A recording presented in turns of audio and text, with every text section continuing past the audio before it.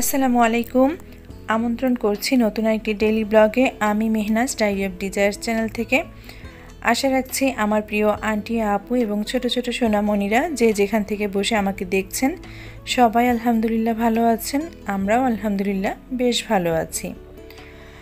তো শুক্রবারে কিছু কাজ করেছিলাম, সেই কাজগুলো নিয়ে ব্লগটা সাজিয়েছি। মূলত শুক্র আর শনিবার আসমা আক্তার আইডি থেকে আপু বলেছিলেন যে পর্দাগুলো কিভাবে ওয়াশিং মেশিনে দাও সেটা একটু বলিও। তো আপু, আপনার জন্য আমি এই ভিডিও ফুটেজটুকু রেখেছি। আমি কিছুদিন আগেও শেয়ার করেছিলাম যে ওয়াশিং মেশিনে আইলেট সহ পর্দাগুলো আমি কিভাবে দেই। তো গত ব্লগে তো আপনাদেরকে দেখিয়েছিলাম যে 4টা পর্দা আমি এভাবে করে দড়ি দিয়ে বেঁধে ওয়াশিং মেশিনে ঢুকিয়ে রেখেছিলাম। শুক্রবারে কিন্তু বেশ রোদ উঠেছিল, তাই রোদ দেখেই আমি ওয়াশিং মেশিনে ওয়াশ করতে দিয়েছিলাম। ওয়াশ হয়ে গেছে আর এখন আমি বের করে নিয়ে ছাদে নাড়তে দেব। তো দেখেন, যেভাবে আমি বেঁধে দিয়েছিলাম পর্দাগুলো কিন্তু ঠিক সেভাবেই আছে। আপনার পর্দা যদি স্টিলের আইলেট হয় সেক্ষেত্রে একটু সমস্যা হতে পারে যে আইলেটগুলো বেঁকে যেতে পারে। আর প্লাস্টিকের আইলেট হলে এটা কপাল, আসলে যদি আপনার ভেঙে যায় তো ভেঙে গেল। আমি কিন্তু স্টিলও দিয়ে দেখেছি, প্লাস্টিকও দিয়ে দেখেছি, আমার কিন্তু ভাঙে নাই। তো আমি এভাবে করে দড়ি দিয়ে বেঁধে সব আইলেটগুলো এক জায়গায় করে তারপরে ওয়াশিং মেশিনে দিই। এতে করে কিন্তু আমার পর্দার আইলেট নষ্ট হয় না এবং দড়িটাও খোলে না। আদারওয়াইজ আপনি যদি আইলেট খুলে দেন আপনার কাজের পরিমাণ বেড়ে যায়, আবার শুকানোর পরে সে আইলেটগুলো লাগাতে হয়, এটা একটা পেইন আমার জন্য মনে হয়।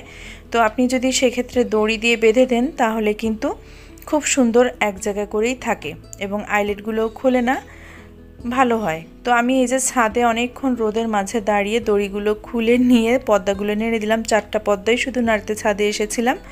তো বাচ্চারাও দেখে উঠে এসেছে আমার পিছন পিছন, তো এখন ওদেরকে নিয়েই নেমে যাচ্ছি। তো আসমা আপু, আপনার জন্য শুধুমাত্র আজকে ব্লগে আমি এটা রেখেছি। আমি গত কয়েকদিন আগেও সেম এরকম একটা ব্লগ শেয়ার করেছিলাম। আশা করছি আপনি বুঝতে পেরেছেন যে ওয়াশিং মেশিনে কিভাবে আমি আইলেট সহ পর্দাগুলো ওয়াশ করি। যেহেতু শুক্রবার ছিল, আপনাদের ভাইয়া আমাকে বলে গেছে যে তুমি তাড়াতাড়ি করে গোসল শেষ করে তোমার কাজ শেষ করে তুমি তোমার মতো করে প্রস্তুত হয়ে থেকো, আমরা একসাথে এসে ভাত খাবো।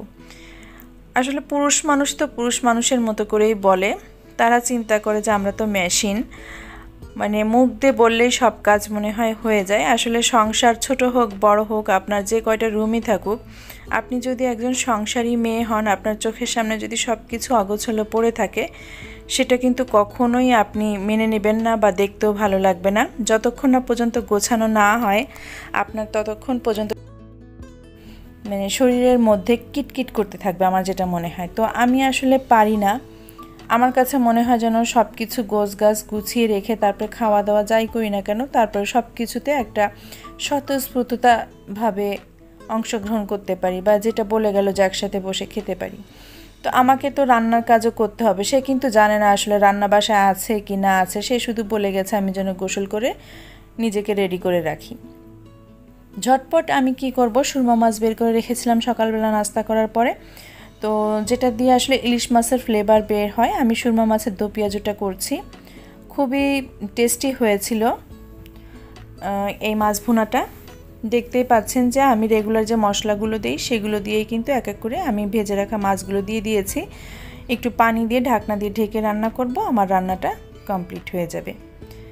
এ পর্যায়ে আপনাদের একটু মনে করিয়ে দিতে চাই যে যারা লাইকটা দেননি, প্লিজ একটা লাইক দিয়ে ব্লগের বাকি অংশটুকু কন্টিনিউ করতে পারেন। তো আশা রাখছি আজকের ব্লগটাও আপনাদের কাছে খুব ভালো লাগবে। তো এই যে সুরমা মাছের দো পেঁয়াজুটা হয়ে গেছে আর এখন আমি একটা সার্ভিং ডিশে নামিয়ে নিব। আমার ব্লগে লাইকের সংখ্যা খুবই কম হয়। আপুরা, আপনারা তো ব্লগ দেখেন, একটা লাইক দিলে খুব বেশি ক্ষতি হয়ে যাবে না, বরঞ্চ আমাকে উপকার করাই হবে। আর আপনাদের একটা লাইক পেলে কিন্তু আমার এই ব্লগগুলি আরও অনেকের মাঝে পৌঁছে যেতে পারে, তারাও ব্লগ দেখে উপকৃত হতে পারে। কে কখন কার কাছ থেকে উপকার পাবে এটা আসলে কেউ বলতে পারে না। তবে অনেকেই অনেক কিছু জানে না, আবার সবাই যে সব কিছু জানে সেটাও ঠিক না। আমিও আপনাদের থেকে অনেক কিছু শিখি। তো এই তো খাবার টেবিলে আমি মাছ ভুনাটা নিয়ে এসেছি। একটা বেগুন পাশে পুড়িয়ে নিয়েছিলাম, আপনারা হয়তো বা দেখেছেন। আর গতদিনে রান্না করা একটুখানি বট ছিল, গরুর ভুঁড়ি রান্না ছিল, সেটাও আমি টেবিলে নিয়ে এসেছি। তো বাচ্চাদেরকে ভাত দিয়ে দিয়েছি, আপনাদের ভাইয়াকে দিয়ে দিলাম। আমরা এখন সবাই মিলে খেতে বসেছি। ছোট্ট একটুখানি রিকোয়েস্ট করে নিব, যারা আজ প্রথমবারের মতো আমার চ্যানেলটা ভিজিট করছেন, আপনাদের কারো কাছে যদি কোথাও কোনো অংশ ভালো লেগে যায় এবং আজকের ব্লগটাও যদি একটুখানি উপকারী মনে হয়, তো রিকোয়েস্ট করব যে শুধু শুধু ব্লগ না দেখে চ্যানেলটাকে সাবস্ক্রাইব করে চ্যানেলের বাকি আরও অন্যান্য অনেক ব্লগ আছে, সেই ব্লগগুলো দেখে নিতে পারেন। সাবস্ক্রিপশনের পরে পাশে থাকা বেল আইকনের অল অপশনটা সিলেক্ট করে দিতে হবে, এতে করে নোটিফিকেশনে নতুন নতুন লাইফস্টাইল ব্লগগুলো পৌঁছে যাবে, চাইলেই দেখে নিতে পারবেন। এটা ছিল সন্ধ্যার দিকের একটা ফুটেজ। আমি একটুখানি আমের লাচ্ছি তৈরি করছি, এ কারণে আমি ব্লেন্ডারের যে জগটা সেটাতে আমি 2 টেবিল চামচ গুঁড়ো দুধ দিয়ে দিলাম, 2টা পাকা আম কেটে দিয়ে দিয়েছি, আর এখন দিয়ে দিব ঠান্ডা লিকুইড গরুর দুধ। তো পাকা আম আর পাউডার মিল্ক দিয়ে আমি ব্লেন্ড করে নিয়েছি, আর এই যে এখন দিয়ে দিচ্ছি আমি লিকুইড দুধ। চিনি দিচ্ছি না, কারণ আমটা মিষ্টি ছিল আর চিনিটা একটু অ্যাভয়েড করে গেছি, এতেই কিন্তু আমার এই লাচ্ছিটা খেতে খুব টেস্টি হয়েছিল। হয়ে গেছে, এখন আমি 4টা গ্লাসে আমি এটাকে সার্ভ করে আমরা খেয়ে নিব। আপনাদের ভাইয়া হঠাৎ করে অসুস্থ হয়ে পড়ে, আর আমার বাসায় এমনটা হয়, জানি না আপনাদের ক্ষেত্রে হয় কি না, যে বাসার কর্তা বা হাজব্যান্ডরা যখন বাসায় থাকে তখন কিন্তু কোনো কাজ করা যায় না, বা করলেও খুব এলোমেলো করে ফেলে। আমার বাসার ক্ষেত্রে তো এমনটা হয়, আপনাদের ভাইয়া বাসায় থাকলে কোনো কাজই করতে পারি না। সে যতক্ষণ বাসায় থাকবে তার সামনে থাকতে হবে, মোবাইলটাও ধরতে পারি না, এমন একটা অবস্থা। তো লাচ্ছি যে দিয়েছি সবাইকে, এটা খাওয়া পর্যন্ত আপনাদের ভাইয়া বেশ সুস্থ ছিল, কিন্তু লাচ্ছি খাওয়ার পরে সে বেশ অসুস্থ হয়ে পড়ে, এবং এই অসুস্থতার কারণ রাত 11টা পর্যন্ত চলতে থাকে। আমার বাসায় অনেক বেশি কান্নাকাটি শুরু হয়ে যায়, আমার বাচ্চারা অনেক বেশি মন খারাপ করে, আমিও। সে হঠাৎ করে একটা ভিডিও দেখে, আপনারা লাস্ট কয়েকদিন আগে দেখেছেন কিনা, যে পুরান ঢাকায় একজন ব্যবসায়ীকে পাথর নিক্ষেপ করে মেরে ফেলেছে। তো এই ফুটেজের র ফাইলটা সে দেখেছে, আমি অবশ্য দেখেছিলাম, ব্লার করা ছিল, আমার খুব বেশি খারাপ লাগেনি, কিন্তু এই লাচ্ছিটা যখন সে খায় তখনই সে দেখতেছিল, আপনারা দেখেন মোবাইলে সে দেখছে এরকম কিছু একটা, তারপরই হঠাৎ করে অনেক বেশি অসুস্থ হয়ে পড়ে। ওই রাত্রে আমি আমার দেবরকে ফোন দিই, আমার বোনের হাজব্যান্ডকে ফোন দিই, সবাই আসে। তো আল্লাহর রহমত যে হসপিটালাইজড করতে হয়নি, তো অল্পতেই ঠিক হয়ে যায়, তো আলহামদুলিল্লাহ। আর এটা হচ্ছে পরের দিন শনিবার দুপুরবেলা অনলাইনে অর্ডার করা হয়েছিল। এটা বডি ম্যাসাজ করার একটা ইনস্ট্রুমেন্ট, গান। আমার জন্য একটা ঘড়ি অর্ডার করেছিল, তো ঘড়িটা এই যে, আর এখন আমাকে দিয়ে দেখাচ্ছে যে এটা কতটা আরামদায়ক। সত্যি আসলে আমাদের যখন অনেক বেশি পা কামড়ায় বা চাবায়, তখন কিন্তু এই বডি ম্যাসাজ গানটা কিন্তু খুবই কার্যকারী হবে। অনেকে দেখে বলবে যে হাজব্যান্ড বউয়ের পায়ে ম্যাসাজ করে দিচ্ছে, আমিও তো এই যে হাজব্যান্ডের পায়ে ম্যাসাজ করে দিচ্ছি, দেখেন। তো এভাবে দুজনকে দিলে কিন্তু কোনো ক্ষতি হয় না। তো অনলাইন থেকে শুধু তার জন্য অর্ডার করেনি, আমার জন্য একটা ঘড়িও অর্ডার করেছিল, তো আমার বেশ পছন্দ হয়েছে। শুক্রবারে ম্যাসাজ করে দিচ্ছিলাম তখন বললাম যে একটু বাইরে নিয়ে চলো, আমি একটু কোল্ড কফি খাবো, মাথাটা অনেক বেশি হ্যাং হয়ে আছে, যেহেতু গত রাত্রে আমাদের একটা খারাপ সিচুয়েশন গিয়েছে। তো সব মিলিয়ে আমরা এই যে এখন একটু বাইরে চলে এসেছি, কোল্ড কফি অর্ডার করে বসেছি। তো এই পর্যায়ে একজন আপুর কমেন্ট পড়তে চাই, লুৎফুন্নাহার আঁখি আইডি থেকে আপু বলেছেন, আপু তুমি যে কথাগুলো বলো সব যেন আমার মনের কথাগুলোই বলো।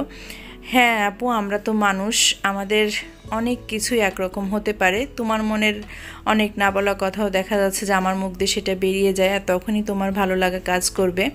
তো এই তো কোল্ড কফি এসে গেছে, সুভা রসিফ একটা খাবে আর আমি একটা খাবো। তো আমরা এখানে আবার কোল্ড কফি খেয়ে নাগামরিচের ফুচকা খেয়েছিলাম, সেই ফুটেজটুকু নেওয়া হয়নি।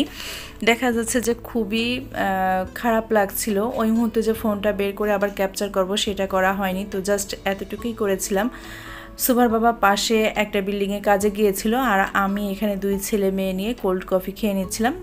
তো ও এসে দেখে যে আমাদের খাওয়া দাওয়া শেষ, আমরা ফুচকাও খেয়েছি, এসে শুধু বিলটা দিয়েছিল। এরপরে হাঁটতে হাঁটতে আমরা মিনিসোতে এসেছিলাম। মিনিসোতে এসে বাবুর এই চিরুনিটা নিয়েছি, যেটাও পছন্দ করে ধরেছে।